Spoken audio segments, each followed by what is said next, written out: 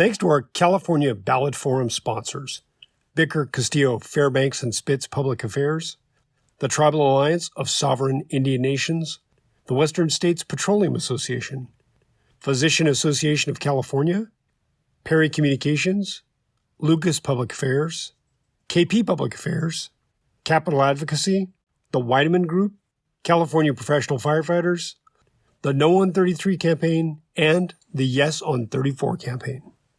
My name is Phil Willon. I'm an assistant editor for the LA Times and been in Sacramento for many years. I won't say how many. I'm kind of a last-minute stand-in for Dan Moraine, the former opinion editor for the SacB and Cal Matters and LA Times veteran as well.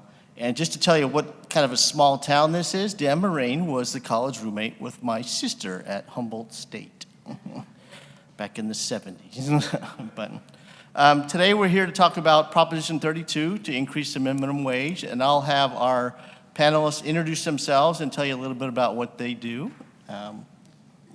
Sure. Hi. Can you hear me? My name is Saru Jayaraman. I'm the co-founder and president of One Fair Wage. We're a national organization of 300,000 restaurant and service workers from across the country and 1,000 restaurant owners working together to raise wages and end various sub-minimum wages across the United States. We have about 35,000 restaurant and service worker members, over a couple hundred restaurant owner members here in California, all supportive of raising wages. I also teach at UC Berkeley in the African American Studies and Public Policy departments, and I have written 5 books on this subject. My name is Jot Condi. I'm the president and CEO of the California Restaurant Association, and I'm also a last-minute stand-in for the California Chamber of Commerce. And we are a statewide trade organization with about 22,000 restaurant members representing the interests of California's restaurants. All right. Well, thank you all for joining us here today. And again, on the November ballot, Prop 32 will be one of the major initiatives that propositions that California voters will be asked to decide. As you may or may not know, the current minimum wage in California is $16 an hour, about to go up. That was set through the legislative process a few years ago under Jerry Brown. It increases, and you guys feel free to correct me at any time, because I was a communications major in college and I'm a journalist, so my math is not my strong suit. But it's set to increase in January, and it increases with the cost of living. So the Prop 32 would increase it starting, in 2025 for employers with 26 or more employees. It would go up to $18 an hour. For those with less than that, it would go to $17 an hour. Starting in 2026, it would go up to $18 an hour for all employees, and then from 2027, it would go on, it would increase with the cost of living. So that's what voters will be asked to decide. The Legislative Analyst's Office, which is nonpartisan, has put out their report on the proposition. They stated that it is likely to obviously increase wages for the people that make the minimum wage, but it will also increase wages for those who make just above it. It will also probably lead to a likely increase in prices. They estimate 0.5%. It'll eat into profits for some industries, obviously, and the effect on jobs, they estimated to be less than 0.25%. And I'd like to start off with asking our panelists, just kind of if Prop 32 passed, what kind of impact do you think it would have on everyday Californians? I mean, we're asking all Californians to vote on this. What will be the impact on them, short-term and long-term? And I'll start with you.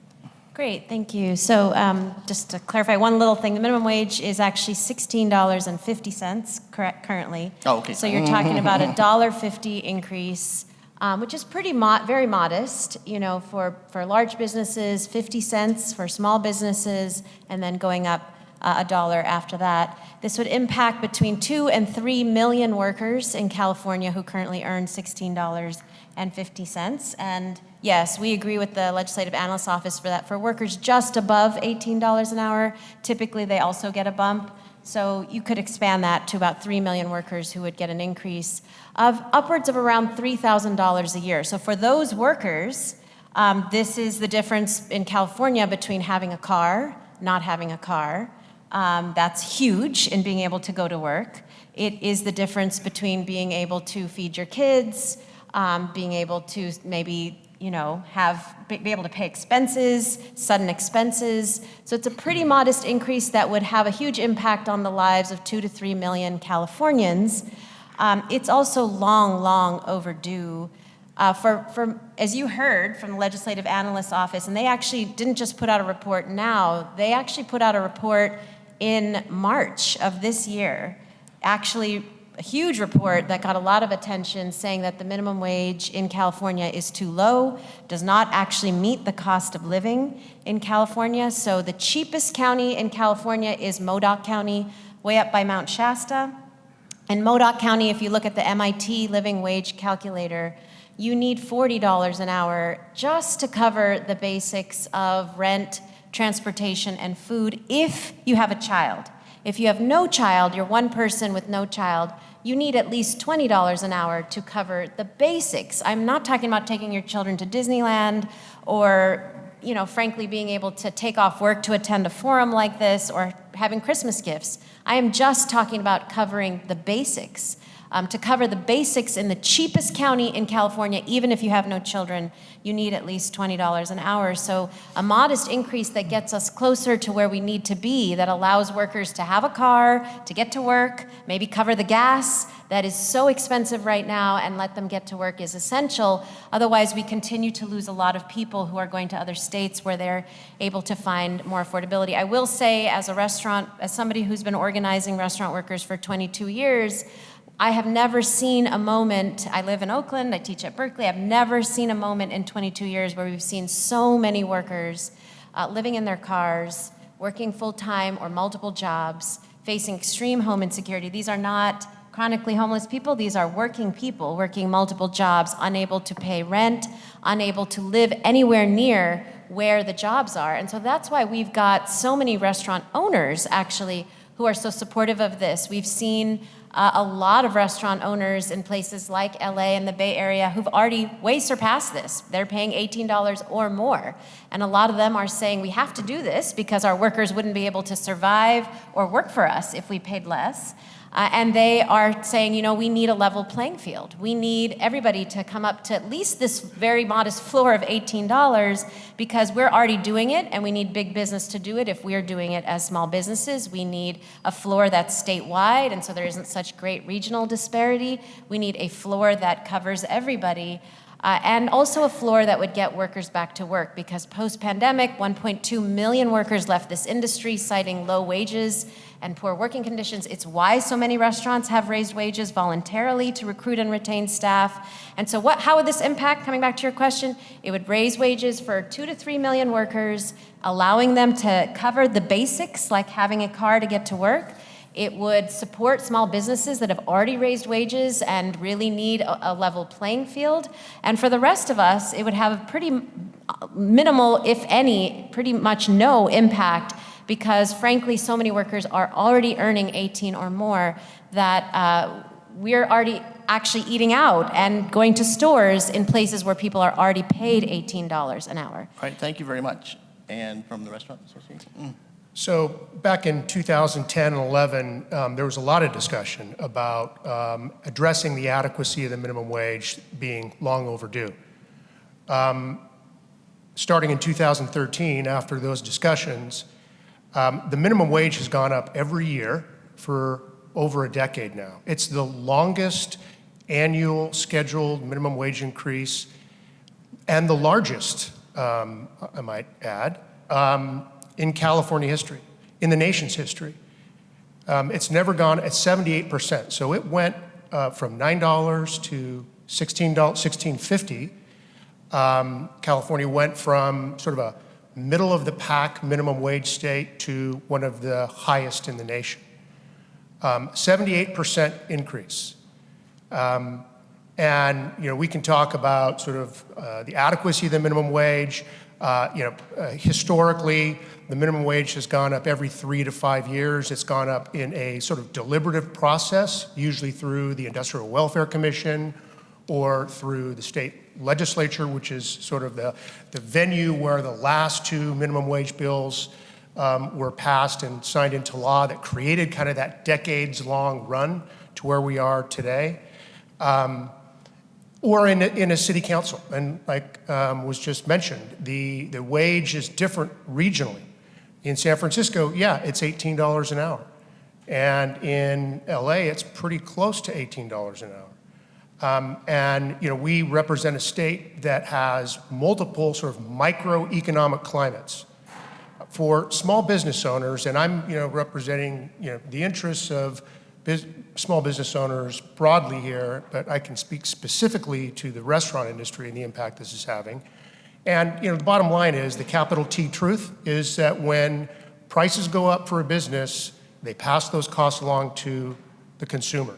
We're sort of seeing in real time what's happening with the fast food law that just recently passed, and the price spikes in that sector of the restaurant economy. And social media is awash with rants about the price of fast food and how high it is. Going to $18 an hour, it's basically a $2 spike, a $1.50 spike, overnight for most employers. If this thing passes, it goes up immediately.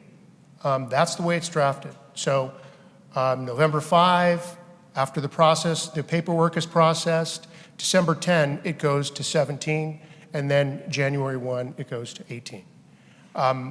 That is a backbreaker for a lot of small businesses who are operating on the margins right now, especially restaurants. We've read in the newspapers every day, top of the fold, about restaurants going under in LA, in the Bay Area. It is getting very difficult to stay afloat for small businesses.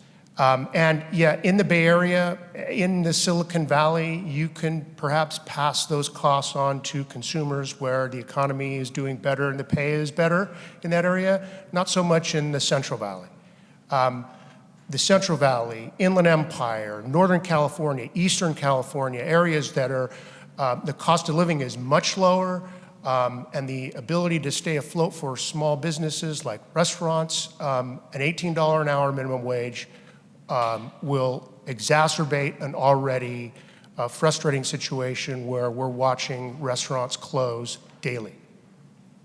Thank you both for that. I guess my next question is about, I guess, 2 things. The process, as you both, as you've mentioned, in the past we've gone through kind of a deliberative legislative process to increase the minimum wage. This is through the initiative process, the ballot measure process. And this initiative was largely bankrolled by Joe Sandberg, who's an LA investor, an anti-poverty activist, an altruistic endeavor, for sure. But I guess the question is that the best way to set minimum wage policy in California? And why $18 an hour? Why not $30 an hour, or $25 an hour, or $16 an hour? And I'd like you, want you to So let me, no, it's not the best way. In fact, I believe, fact checkers could prove me wrong here, but the minimum wage has only been put before California voters once since 1914 through a ballot measure. There's been multiple attempts to get it placed on the ballot, but it's only been put before voters in 1996, Prop 210. That's not a deliberative process. It's not an efficient way to balance the impacts, to address the needs of the workers, and to consider the impact on employers, which is why historically it has been done through the Industrial Welfare Commission or through a legislative body with committees and consultants and experts, or at the city hall level where they consider the impact on employers and workers and arrive at a number. The minimum wage has gone up every 3 to 5 years since 1914. And in those processes, there's been a lot of consideration on both sides. And for the past 30 years, advocates for a minimum wage increase, every time it's been brought up before a legislative body, in fact, that's what happened when the measure, minimum wage, was on the ballot in 2015. It was pulled off, and the Governor Brown, and the legislature arrived at some process where it went up incrementally over a period of time. That's, the second tranche of that 10-year run, and it was deliberative. That's not the case with this. But when lawmakers are considering an increase, advocates have always pointed to the 1968 minimum wage that sort of represents the high water mark for minimum wage in its purchasing power. And they were making the argument, let's get to 1968, what was that minimum wage, adjust it forward based on inflation to whatever that year was, and that's where we need to be. So if you take the minimum wage in 1968 and adjust it forward to today's dollars, it's around $13, $14. We're at 16 right now. So the purchasing power for the minimum wage in California has never been higher. Why 18? I don't know. I mean, the process, and not questioning Mr. Sandberg's, I do have a question about that. What would be acceptable to something like the restaurant industry? Would we go the federal minimum wage, which is what, $7.25? No, we're not. We're not talking about lowering the minimum wage. We're just saying, as a process, it seems to be working. I mean, I think, not that I'm longing for the days of the Industrial Welfare Commission again, but that's typically where the minimum wage was reviewed every 2 years by law. They had to review the adequacy of the minimum wage, and people like restaurants and employers and worker representatives worked, with the staff, and they arrived at a number. So I don't know what the number is right now. Minimum wage right now, after 10 years, the longest running year-over-year increase in the history of this country, going from a 78% increase in the minimum wage, the last installment being January of this year. I'm not saying that the minimum wage is never going to go up again. It's always going to go up again. But the process and the deliberative process is important to account for the interests of everybody involved. All right, thank you very much. And again, you mentioned before, even in Modoc County, $18 an hour is not enough. What would be enough, and why don't we go for that? And is this the best way to do it? I'm going to start with the process, because I've been very involved with the legislative process over the last several years in Sacramento, all the time, talking to legislators. And I want to name who are the minimum wage, when we say a deliberative process, who's up in Sacramento, talking to legislators. There are the trade lobbyists, and I do want to name the California Restaurant Association is a chapter of the National Restaurant Association, which is very much that's not driven right. by That's not true. the chains, the Applebee's, the IHOPs, But that's not true. the Denny's. We're not even affiliated with very that. much, funded by large corporations that have fought for many years, since 1938 and even before, to keep the minimum wage as low as possible at the federal level, at the state level. Whether that's your particular representation or not, that is who is in Sacramento fighting to keep the minimum wage as low as possible. And on the other side, typically, there's labor unions. Labor unions often represent the interests of their own members, naturally. And so we have seen labor unions able to win a $20 increase for fast food workers, $25 for healthcare workers.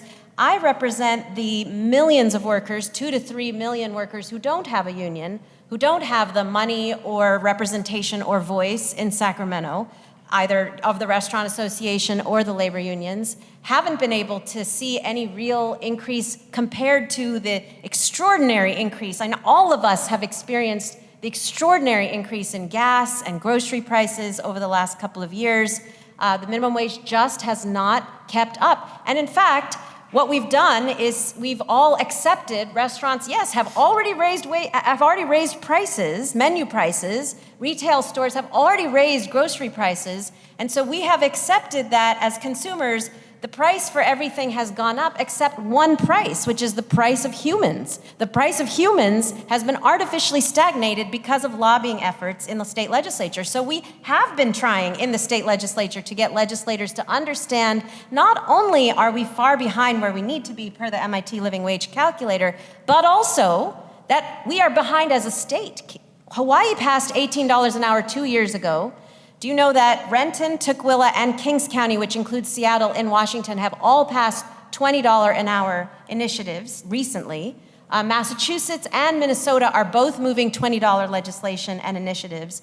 We are behind as a state, and we have been trying to get legislators to move this, but when there is such moneyed corporate interests kind of stopping the minimum wage in the state legislature, which is why they want to keep it in the legislature, we have to take it to the ballot. We have to allow millions of people who do not have access to Sacramento to have access to the ballot box, to be able to say, I cannot survive on $16.50. I need at least 18. It's not 20, it's not 35, as you said. It's a modest increase. It is a modest increase that actually helps small businesses. We're not talking about a dramatic increase, but it is something that workers absolutely need right now. And frankly, we're going to keep pushing. We're going to keep, 18 cannot be enough. It's not enough per the MIT Living Wage Calculator or the EPI Family Budget Calculator, so we need to keep pushing, absolutely.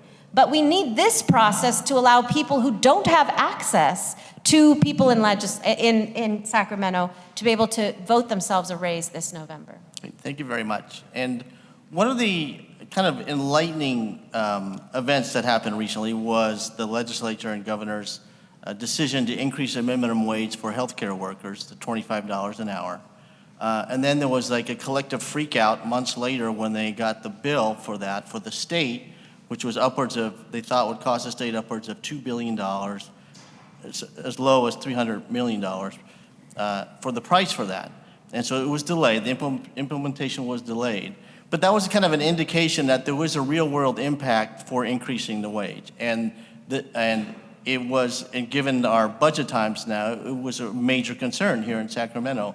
So I guess how do you balance that, the needs of the workers, but with the reality that increasing the wage is going to increase prices for everyone, including low-wage workers? I know. I mean, I just got told that my health care insurance is going to go up thousands of dollars next year for me, my cost. And so, how do you balance that? I mean, like I said, even if the wages go up for the low-wage workers, they're going to have to pay more for food. They're going to have to pay more for services, just like everybody else. But I mean, it impacts all Californians. So how do you balance that? So you started the panel with data from the LAO, which showed that it's, what, 0.01 of 1% in terms of their analysis, in terms of menu price increases. I think a half percent. Half a percent, so 0.5, basically 0.05 right. is what we're talking about.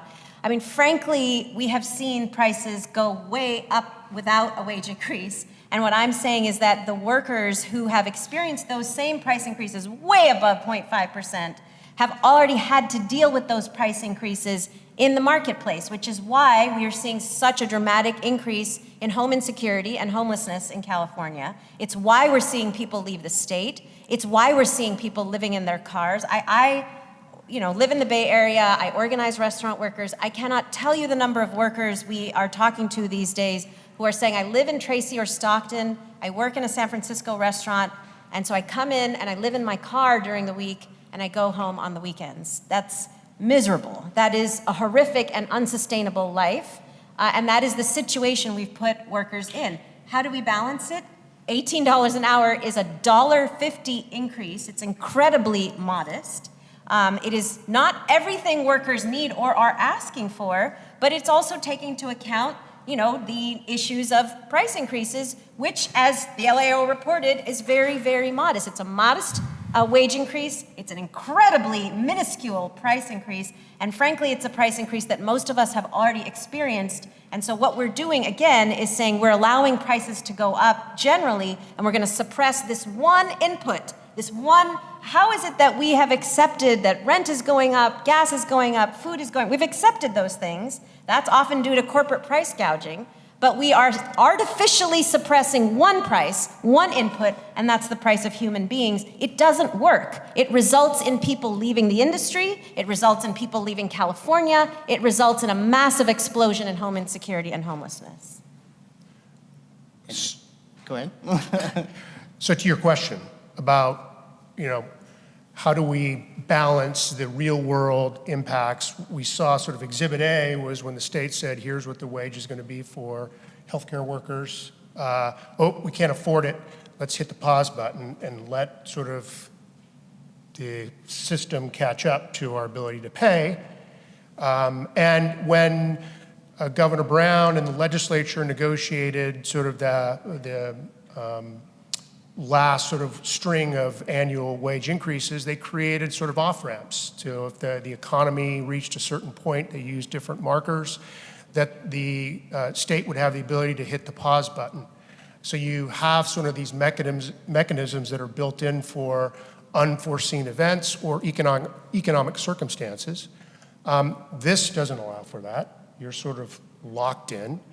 And I'm, again, I can't overstate, right, that the minimum wage has gone up 78% over the last decade. It's set to go up again in January. And from 2019 to 2023, agree, inflation is way out of control. Consumers are fed up. From 2019 to 2023, inflation has gone up 18%. In California, the median wage has gone up 23%. So I'm not saying that it's benefiting everybody, but the minimum wage now is surpassing sort of that 1968 high watermark purchasing power. One more point, and I think this is unfortunately lost on a lot of folks. A week ago, I read the front page of the LA Times. No, I'm sorry, it wasn't the LA Times. It was the Wall Street Journal. It was Wall Street Journal, sorry. Wall Street Journal. There was an article, hair on fire article about economists in Asia talking about this crisis in young adult youth unemployment. Malaysia, 16%, Bangladesh, 14%, that it was having a huge impact on sort of their economic planning. California's unemployment rate is 5%, so it's 1% higher than the rest of the nation on average. And it's sort of a head scratcher because California's economy is doing fairly well, and it's unusual that we're higher than the rest of the nation. If you dig deep and look into what's causing that, California's youth unemployment rate is at 20%. 90% of the workers who've lost their job in the last year and a half are under 24 years old. And that's sort of an anomaly. So the economists are tying that to the impacts of 10 years running of minimum wage increase year over year. Normally, when minimum wages go up every 3 to 5 years, of course, there's the sharp rhetoric on both sides. And admittedly, on the employer side, there's businesses are going to shut down, jobs are going to be lost. And, there are, small indications that it happens, but not on a massive scale. After 10 years of increases, we're seeing things like a 20% unemployment rate for youth, young adults, teenagers, where a first-time job, or in many cases, a second chance. In the restaurant industry, nobody hires more ex-convicts than the restaurant industry. So we're an industry of first opportunities and second chances. Who's losing out on these sort of weird unemployment numbers we're seeing? It's young adults and it's folks who need a job. Those who are in the lower skilled sort of category, when wages and costs go up, they're the first to lose that opportunity. They're the first to, if they keep a job, they're the first to lose hours. So we're seeing this in the fast food sector of the restaurant industry, and it's sort of playing out, and it's fairly recent, so we don't know ultimately, but we do know that jobs are being cut back in that sector, and the ones who are losing hours and who are losing their jobs are those that need a job the most. You touched on my next question a little bit, and I hope you could both take the time to explain who are the people that are working for minimum wage in California. You talked about entry-level jobs and second chance jobs. Would I have a chance to respond? Yeah, no, you'll have a chance. And I just want to find out from your perspective, who are we talking about? I mean, some wrong perceptions are these are like high school, college kids, or high school or college kids working at McDonald's. That's not really the case. I mean, and if you can talk to a little bit about, are they sole support for families, for themselves, and alike? I mean, can you just kind of let people know who these people we're talking about are? Well, I represent the workers, so I feel like I could Yeah, you'll have a speak chance. to that better. You both have a chance. Well, you know, the demographic data is, you know, in the QSR, fast food sector, limited service sector of our industry, 60% are under 25 years old. The larger restaurant industry, including full service, limited service, it's, you know, closer to 52% are under 39 years old. Now, yes, there are workers who are sole breadwinners, work full-time, may have 2-3 kids, but the vast majority of workers in our industry are young adults. Yeah. And part-time. So actually, for all minimum wage workers in California, if you look at the LAO report, it's exactly the opposite. 40% of these workers are under the age of 24. The overwhelming majority, 60%, are over the age of 24. Median age is in the 30s. They are women, women of color. They are single mothers. They are parents. They are absolutely relying on these wages to feed their kids. And frankly, whether they're young people or older people, we are finding so many households across California where young people are actually supporting their families. And they absolutely need wages, A, to get to work, again, to cover the cost of gas and a car to get to work, and B, to be able to contribute to their households who are also struggling. Quite often we're seeing 2 and 3 generations of minimum wage workers, parents and kids unable to move out of their households because they are not earning enough. And one of the, honestly, most heartbreaking news of the LAO report from March, like, really broke my heart. And I hope at some point we can move beyond just whether this is policy sense and have some compassion for people. Because the 3 million minimum wage workers in California that earn less than $18 an hour it is increasingly showing that they are choosing, unfortunately, not to have children or families. That is a new development in minimum wage. I've been working on this for 22 years. These have been families, these have been parents, but increasingly young people are saying, I cannot afford to have my own place. How could I ever afford to have my own family? And it's heartbreaking. It's heartbreaking that we are preventing people in California from living here, from having a home, and from having a family. And I do have to say to the young people, to the points about young people, again, it's not overwhelmingly young people, but let's just talk about young people and this youth unemployment idea that if we raise the minimum wage, they will lose jobs. Do you know that every poll this year, an election year of young people, the number one issue, frankly, double every other issue, is the cost of living and jobs with living wages? Young people are refusing to work right now in poverty wage jobs. They are demanding more. If you look at who left the restaurant industry after the pandemic, it was overwhelmingly young people who said, enough is enough. I cannot be paid this wage and stay in this job. I need to look for something else. And so, you know, you can say all these things about, oh, if we raise the wage, it hurts young people. It's the young people who are most demanding a change. We need a change. We need the ability to have a life, to be able to one day dream of having a family or having our own place to live. And a lot of the youth unemployment we're seeing is because young people are refusing to work in these extremely low poverty wage jobs. Thank you very much. One thing you both touched on accurately is that the cost of living in California has been skyrocketing. Cost of a car, cost of gasoline, cost of rent, cost of mortgage, cost of doing business. Profit margins are tight. So even in the restaurant industry, I would think even a 0.5% increase in cost would be significant. And I know it is in the grocery industry. And I guess my question is, where are we going? How is this going to reshape California? Where we live, who's going to be working here? Because it doesn't seem like we have this is not sustainable. I mean, we have to provide, people need to eat, people need to have child care, people need to have health care. But what I'm hearing is, that some businesses are leaving because they can't afford to be in business, that people can't afford to stay here because they can't afford the cost of living. Where are we going as a state? Well, in the restaurant industry, and 80% of our members are what you would call mom-pop independent restaurants.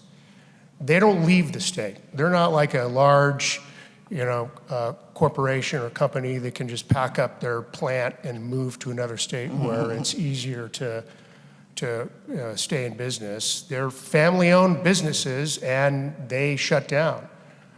Just yesterday in the Chronicle, they reported a story about a storied, what appeared to be very successful restaurant because it was always busy. A mom and her son ran a bakery that had lines out the door for years, just shut down because it couldn't stay in business.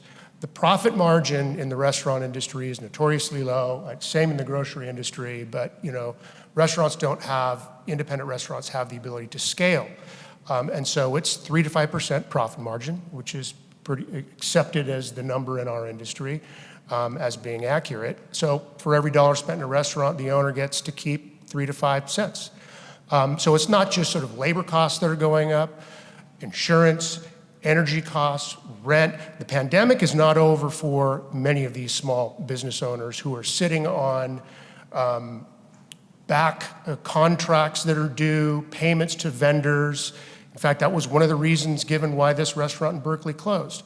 They're sitting on these bills, they're trying to make it work. There's lines out the door, but they just can't stay afloat. To answer your question, I don't know. It's tough for our industry, and they have to pass the cost along to the customer. The last thing they want to do is lay off workers. The last thing they want to do is scale back hours. The turnover rate in the restaurant industry is, in any given year, 60 to 200%. So there's a lot of turnover in our industry, and it's just the nature of the workforce in the restaurant industry as well.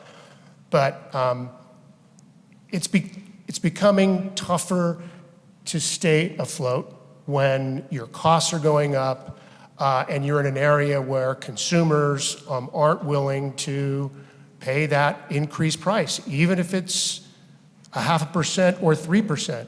I mean, for a customer, the difference between a $99 taco and a $1.05 taco is huge. And maybe it's psychological, but they cut back, and they're cutting back now. The last 3 years, the data for our industry shows that customer traffic has flattened out, and now it's going down. So if the minimum wage keeps going up, if it goes up, and yes, $1.50 to most people isn't a lot of money, but to a restaurant operator who's barely surviving, and they've got 40 employees, and they're trying to keep them employed, and they're trying to, keep from having to raise prices so the customers don't slow down, something's got to give. Great. Well, one thing we definitely agree on is that the turnover rate in the industry is astronomical, higher than almost any other industry in the United States of America, and that is because of the fact that the restaurant industry is the lowest paying employer, both in California and nationally. And in fact, we did a huge study with Cornell School of Hospitality Management, which very much studies hospitality. We found that you can cut your employee turnover in half by paying a living wage. Why? Because workers leave these jobs, leave the restaurant industry, because they're not family sustaining wages. They're not something that allows you to stay. Here's the thing that always gets me. Why is the industry okay with people moving on? This should be a profession, a skill, a career.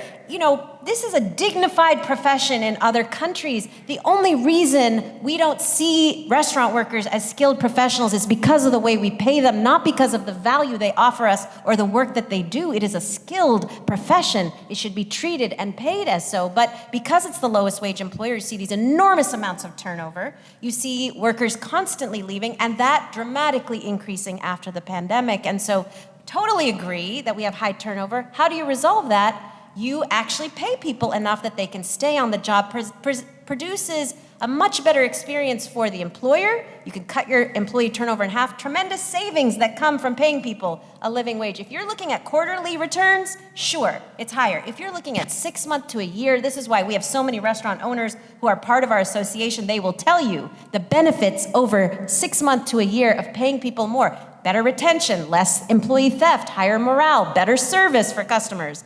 People stay and they can hone their craft. And that's what's beautiful about giving people enough. So what do I see as the future of California? I see a future in which both workers thrive, employers thrive, businesses thrive, and consumers, a half of 1%, your burger goes up at most from $10 to $10.05 over a year and a half to 2 years. And that is something I know most people in California would be willing to pay to ensure people are able to stay in their jobs and feed their families. Thank you very much. This has been a great discussion. The only thing that can make it better is for your questions. So why don't we open it up for questions? Is there anyone in the audience here who has a question? We do have a couple questions that came in via Zoom. First one is, can the panel address how this would impact the salaried wage? I know that's tied to the minimum wage. Can you talk about that a little bit? That's one of our audience questions from Laura Carr. Well, yeah, I mean, the California law says that the exempt wage is, tied to the minimum wage, so it'll go up. I don't have the exact figure, but I think the exempt wage, salary is $66,000, so it'll go up to $74,000.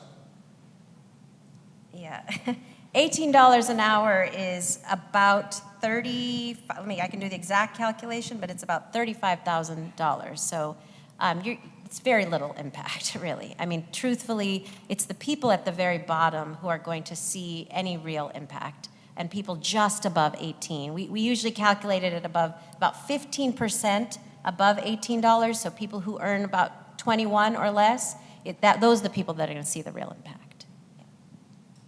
Yeah. And another question we got via Zoom. So if this passed, would any changes to this have to be made again going through a ballot measure, or is this something that could be changed by the legislature?